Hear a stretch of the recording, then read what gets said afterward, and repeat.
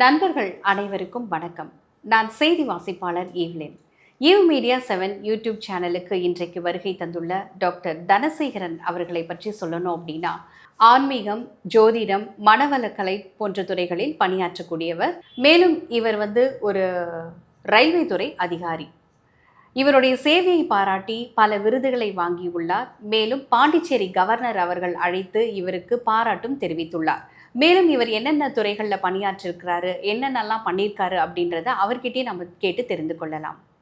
ஐயா வணக்கம். வணக்கம் மேடம்.